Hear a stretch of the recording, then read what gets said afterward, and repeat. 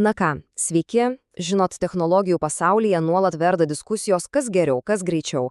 Bet ar kada nors pagalvojot, kuri programėlių kūrimo technologija, kuri uždirba daugiausiai pinigų? Šiandien mes atskleisime paslaptį, kuri tikrai gali pakeisti požiūrį. Gerai, tai kimbam į darbą. Klausimas paprastas, bet esminis. Kuri mobiliųjų programėlių technologija yra tikrasis pinigų magnetas? Ir dabar pasiruoškit, nes tai, ką parodysiu, gali, švelniai tariant, nustebinti. Grėbėmės duomenų ir aiškinamės, kasgi tas netikėtas čempionas. Ir kad būtų aišku, čia ne šiaip kokie spėliojimai. Kalbam apie milžinišką analizę. Išnagrinėta net 75 000 programėlių, kurios kartu sudėjus sugeneravo daugiau nei 10 milijardų dolerių pajamų. 10 milijardų. Skaičiai čia kalba patys už save. Ir štai, pirmas skirtis. Konversija – tai yra kiek žmonių iš atsisiuntusių programėlę galiausiai už ją sumoka. Žiūrėkit, kas čia darosi. React Natives tiesiog palieka visus dulkėse. Ne tik Flutter, bet net ir specialiai vienai platformai kurtas native programėlės. Ką tai reiškia? Ogi tai, kad žmonės atsisiuntę React Native programėlę daug mieliau traukia piniginę. Gerai, bet gal tai tik vienas rodiklis? Pažiūrėkim toliau. Pajamos iš vieno įdiegimo. Ir vaizdas lygiai toks pats.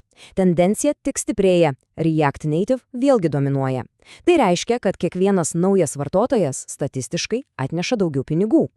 Ir galiausiai vyšnaitė ant torto. Viso kliento gyvavimo ciklo vertė. Kitaip tariant, kiek pinigų vienas vartotojas atneša per visą laiką, kol naudojasi programėle. Ir ar reikia spėlioti? 3 iš 3. React Native. Visiškas absoliutus dominavimas. Gerai, skaičiai aiškus. React Native tikra pinigų mašina. Bet kodėl? Kokia čia magija? Būtent dabar ir pabandysim išreiškinti. Pereinam nuo kas prie kodėl. Pasirodo, atsakymas yra stebėtinai paprastas. Viskas sukasi apie greitį. Ir dabar pažiūrėsim, kaip tas kūrimo efektyvumas tiesiogiai virsta realiais pinigais. Štai, pavyzdžiui, leidinys The Pragmatic Engineer rašo: įmonės renkasi technologijas, kuriams lengva rasti darbuotojų. Ir tai yra be galo svarbu. Pagalvokit, jei aplink pilna React Native programuotojų, vadinasi, komandą surinkti galima greičiau ir pigiau. Bet kodėl tas React Native toks greitas?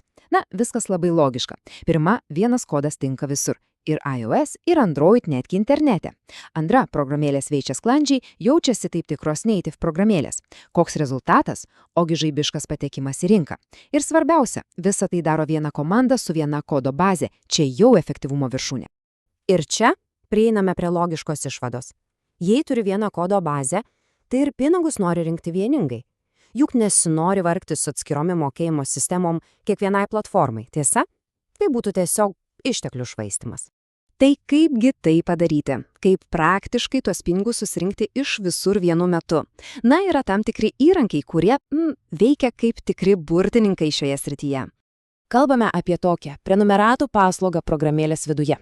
Įsivaizduokim tai kaip tokią dėžutę, kurioje jau viskas yra. Įtvarko mokėjimus, kvitus, vartotojų teises visose parduotuvėse. Apple, Google, netgi Stripe. Viską. Kūrėjų nebereikia sukti galvos dėl šių sudėtingų dalykų.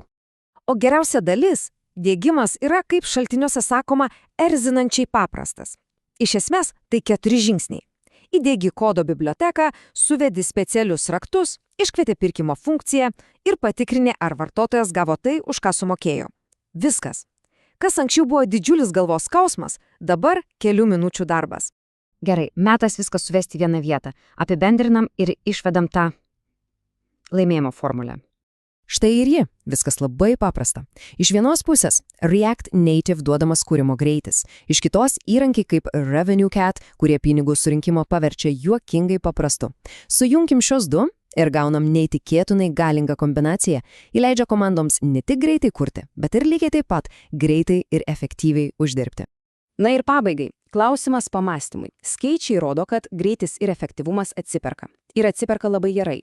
Ar tai reiškia, kad artėjo pabaiga programėlių kurtų tik vienai platformai ir kad ateitis priklauso būtent tokiems daugiaplatforminiams sprendimams? Ką manot? Ačiū, kad buvote kartu.